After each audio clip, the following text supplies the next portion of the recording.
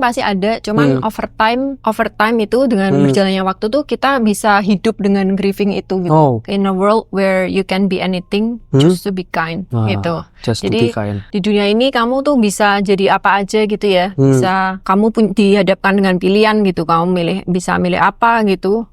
Ya, you can always choose to be kind. Ngopi di teras bareng Rian. Ya, selamat datang kembali di Ngopi di Teras bareng Rian. Kali ini saya bareng teman SMA lagi. Ini bareng teman SMA sudah beberapa kali, mungkin teman-teman juga. Ini teman lama juga, namanya Irin. Jadi Irin ini teman SMA, KEKL juga. Boleh kenalan dulu, Rin?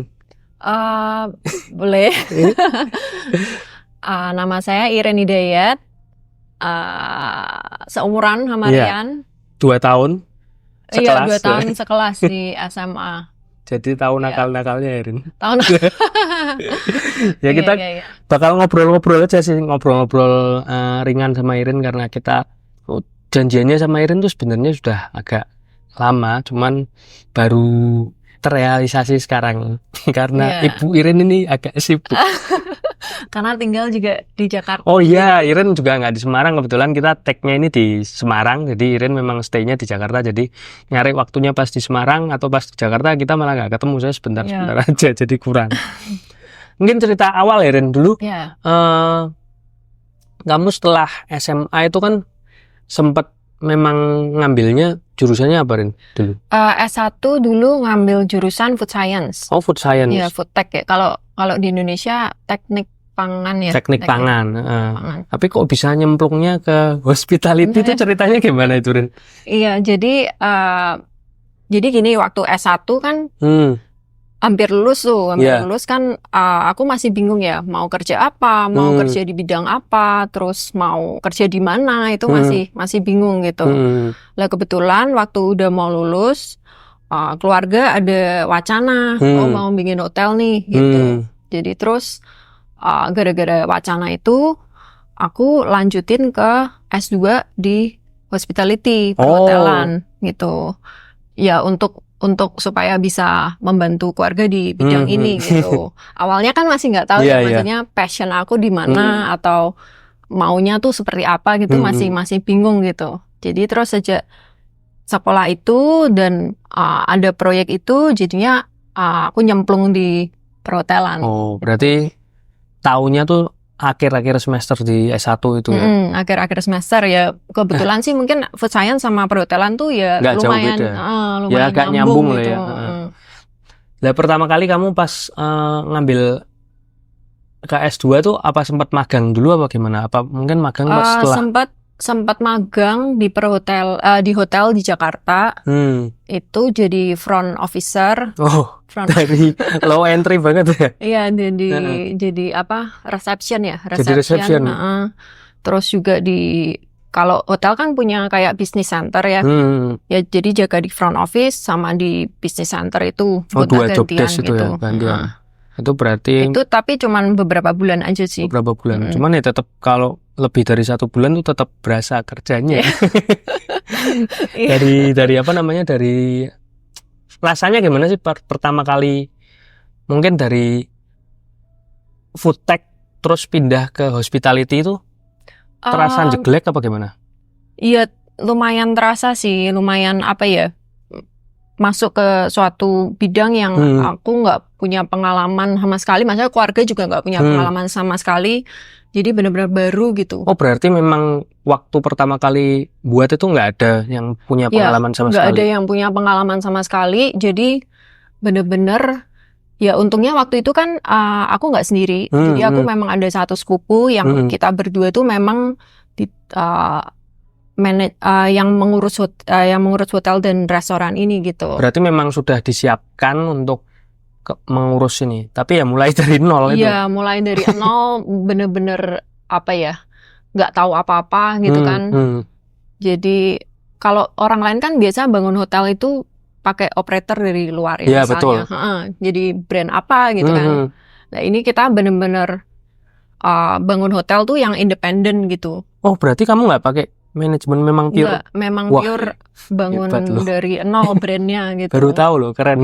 Ya itu Aku juga baru tahu sih. Maksudnya teman-teman kalau yang lihat di sini mungkin kelihatannya kalau Tentrem ini kan bener-bener manajemennya well banget kan. Itu kalau orang luar lihat kayaknya ini pakai manajemen deh. Ternyata ternyata itu ya dikelola sendiri. Iya, dikelola sendiri dari awal. Wow. Jadi buat sistem dong Ren itu. Iya, buat sistem. Wow. Karena kita nggak ada pengalaman, makanya terus kita membentuk suatu tim yang memang dari orang-orang yang berpengalaman juga gitu.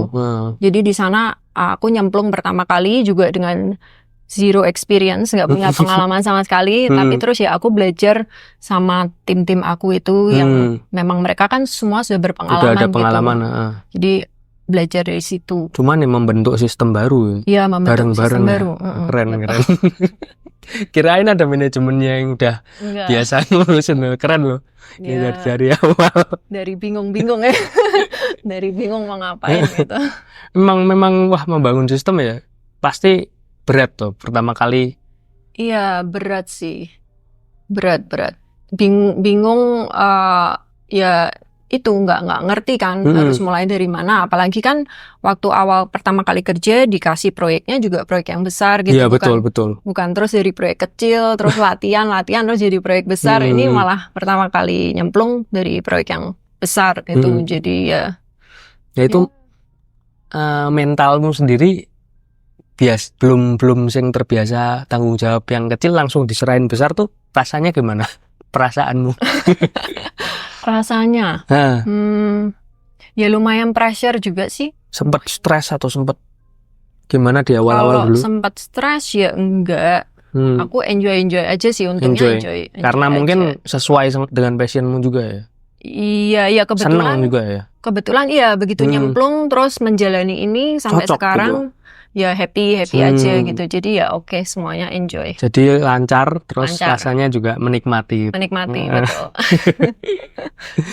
Terus kalau tantangan awal karir tadi itu ya, membentuk sistem itu kan pasti berat. Ya, tantangan awal karir tadi. Terus pernah nggak sih Rin sebenarnya kalau dalam hidupmu ini ada momen-momen momen kritis yang mungkin jadi titik balikmu dalam hidup ini?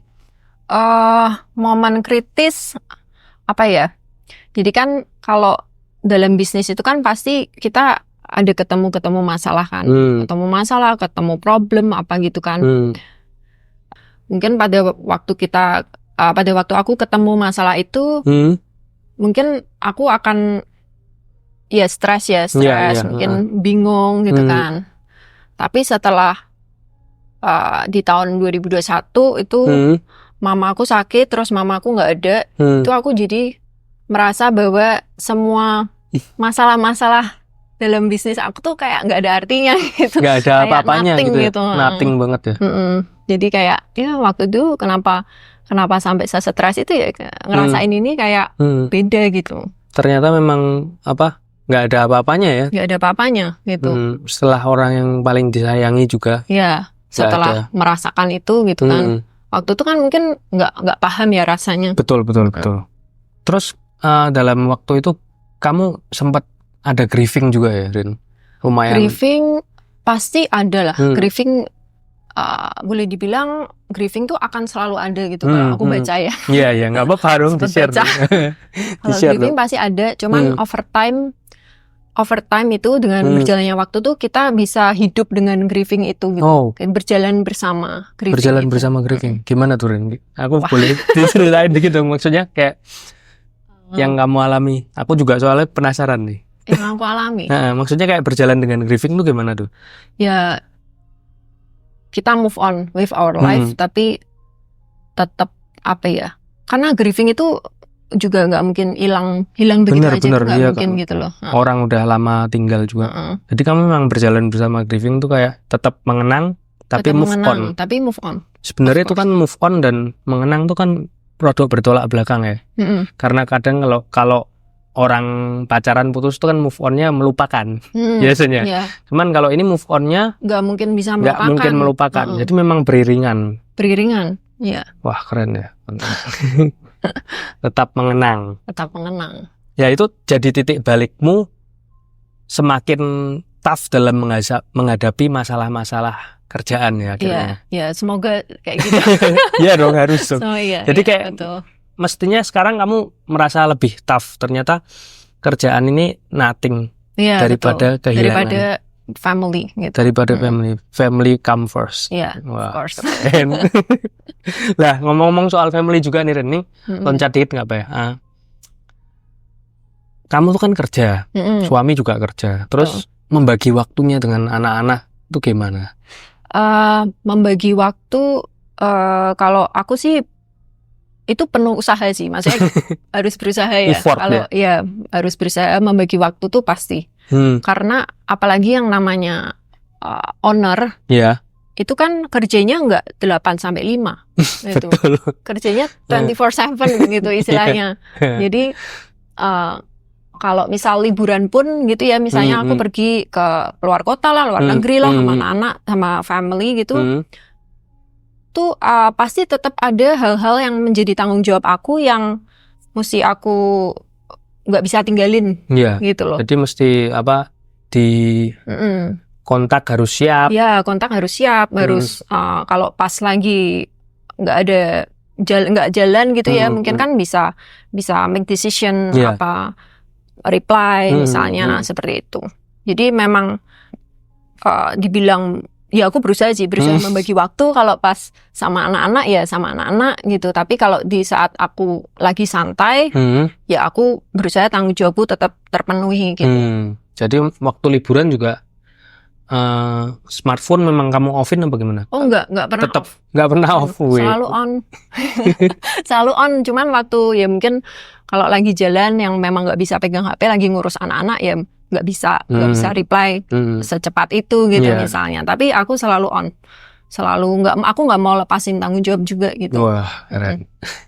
Jadi Iren ini sebagai di manajemen hotel nih berarti ya Ren? Iya. Itu pola kepemimpinanmu gimana Ren? Kalau untuk mengatur karyawan yang cukup banyak ini loh. Sebenarnya kalau kepemimpinan aku nggak punya style khusus atau apa sih, maksudnya ya berjalan aja gitu kan. Tapi aku selalu berusaha mendengar lah. Aku selalu buka telinga gitu. Jadi aku open minded juga, menerima saran, masukan dari tim gitu. Jadi nggak semuanya kayak harus begini, menurut aku harus begini, gitu juga enggak. Jadi aku selalu membuka diri di setiap masukan, saran gitu. Tapi memang kalau kamu membuka diri, membuka telinga buat teman-teman yang bekerja di bawahmu itu, akhirnya juga kan kamu bakal masuk banyak insight juga kan. Betul. Jadi banyak insight. Di bidang ini ternyata kok aku nggak pernah denger yang seperti ini. Terus di bidang yang lainnya juga ternyata ada insight-insight pikiran-pikiran orang itu bisa bikin lebih Iya betul. Jadi belajar dari justru mereka yang punya pengalaman yang berbeda-beda itu, aku jadi bisa belajar juga gitu. Karena memang nyemplung langsung mereka kan, terus jadi mereka kan kepikiran. Betul. Makanya memang kalau di tempatmu itu sering ada kayak buat forum gitu apa gimana Rin? Kalau secara official forum gitu sih sebenarnya nggak ada. Cuman I'm always available gitu. Oh, keren. Kapanpun mau kontak silakan. Di WA juga maksudnya terbuka lah, nggak pas terus respons ya. Nggak boleh kontak gitu kan, nggak juga gitu kan. Semuanya boleh kontak dan boleh menyampaikan pendapat gitu. Woy, mantep. Ini bos yang keren ini.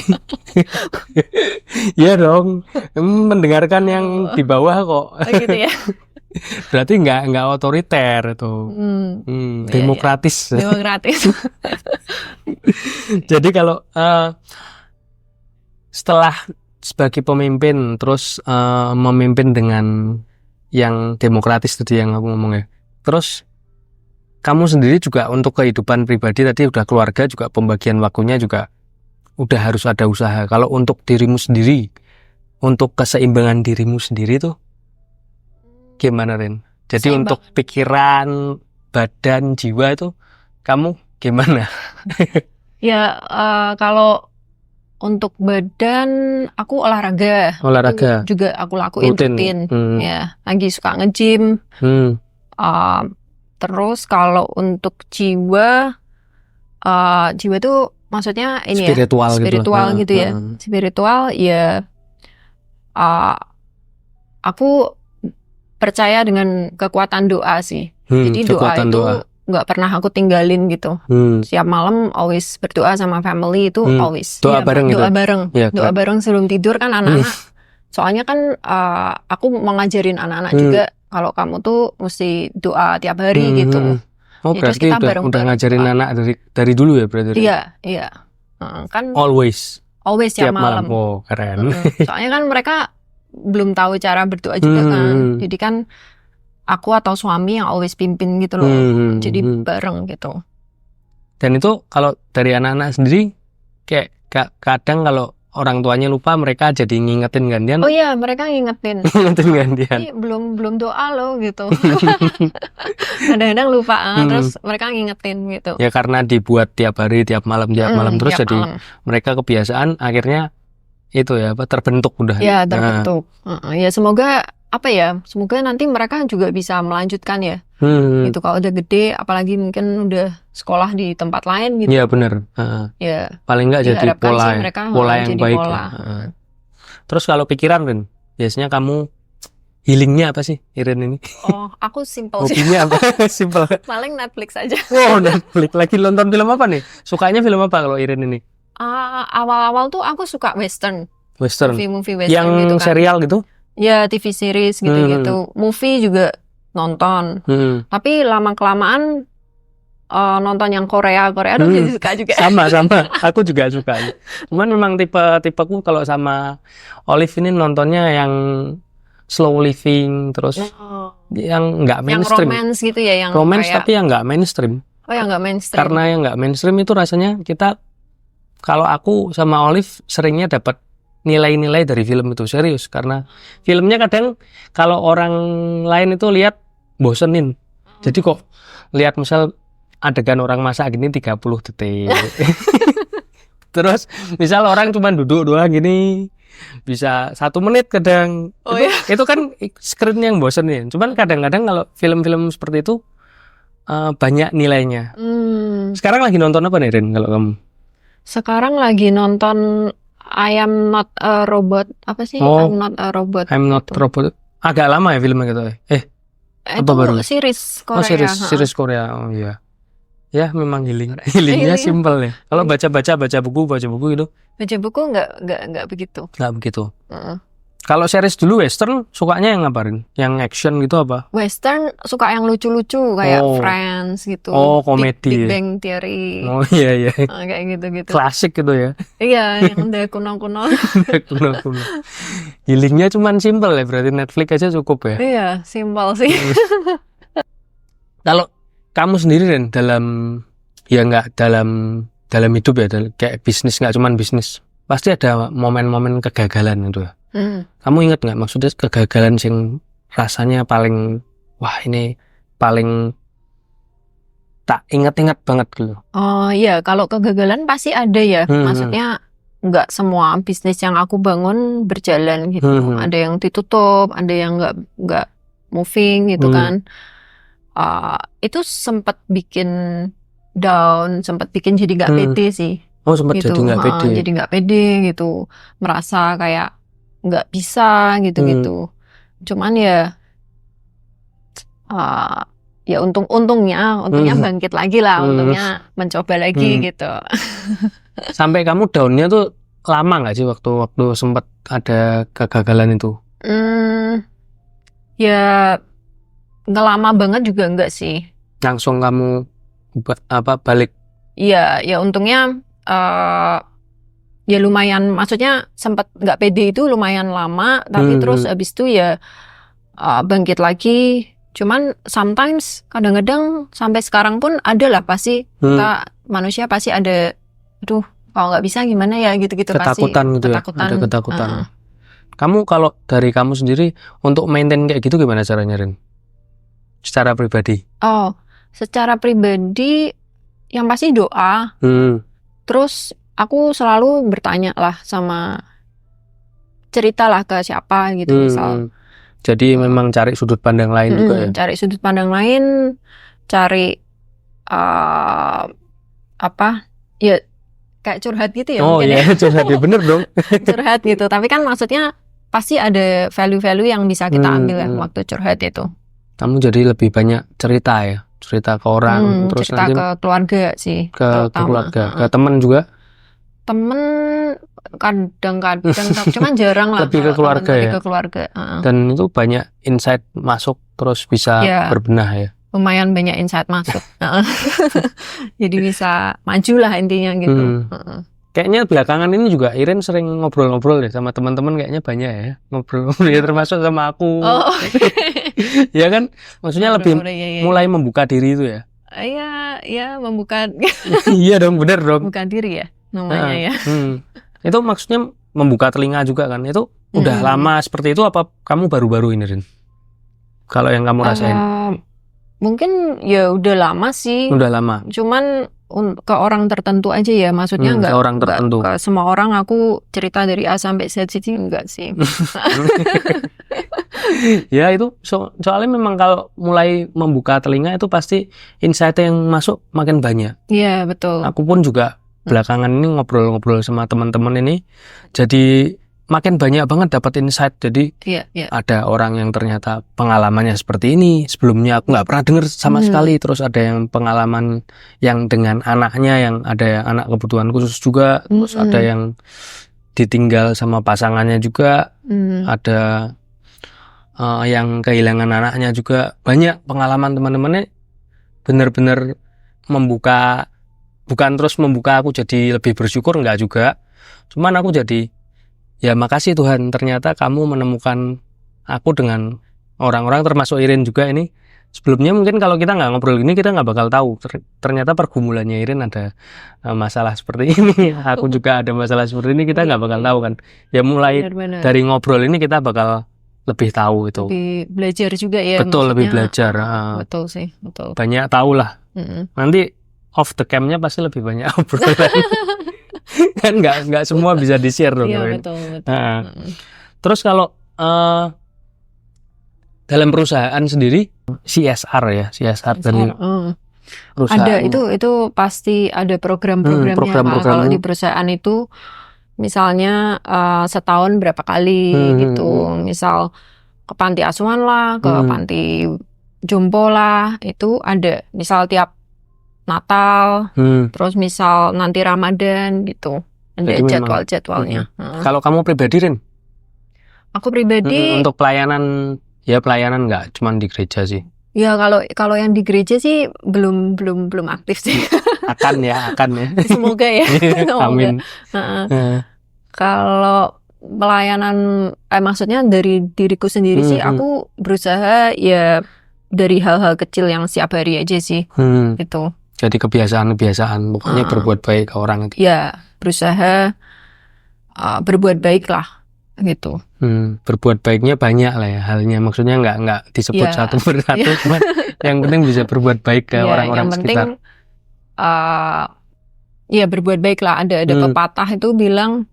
Jadi dalam pepatah itu aku pernah baca ada pepatah, in a world where you can be anything, choose to be kind. Gitu. Jadi di dunia ini kamu tuh bisa jadi apa aja gitu ya, bisa ya menjadi apapun gitu yang kamu mau. Mungkin kamu dihadapkan dengan pilihan gitu, kamu bisa milih apa gitu, ya you can always choose to be kind. Keren. Ya, choose to be kind. Kind itu pilihan juga kan. Kamu mau jadi kind itu bisa kamu putuskan ya, atau kamu tinggalkan enggak juga bisa betul. Kan. Itu sebuah pilihan. Keputusan bener. Oke. Mungkin kalau Iren ini kan tadi mengembangkan sistem dari awal juga, terus merintis hitungannya karena dari nol ya, karena dia nggak pakai manajemen ternyata.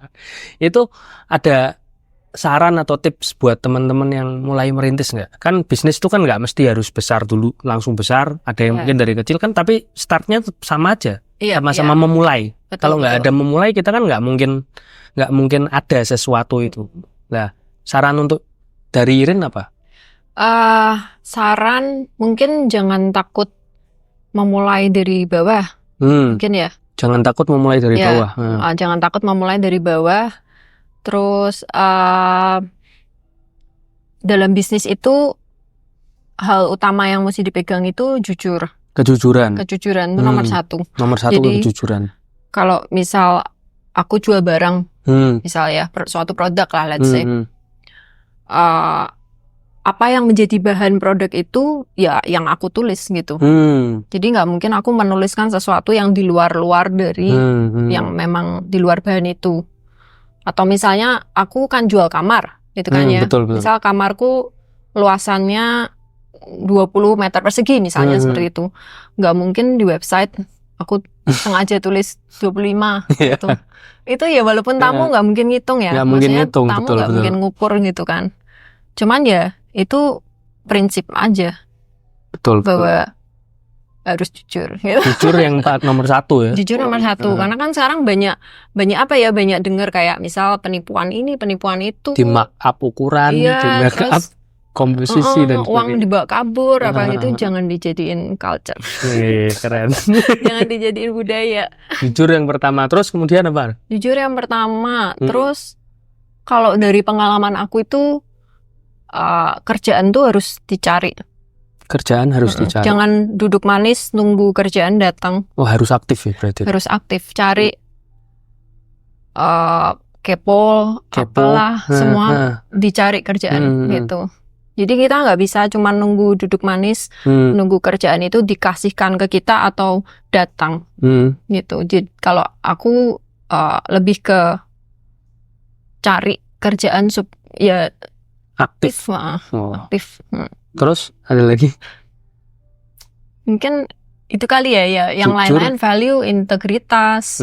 Ya itu standar. Ya itu standar. Beretika gitu-gitu. Cuman yang paling penting buat Irin, penting jujur dan aktif. Ya, jujur dan aktif. Karena memang kejujuran tuh yang utama. Ya, yang utama. Karena jujur itu pasti benar.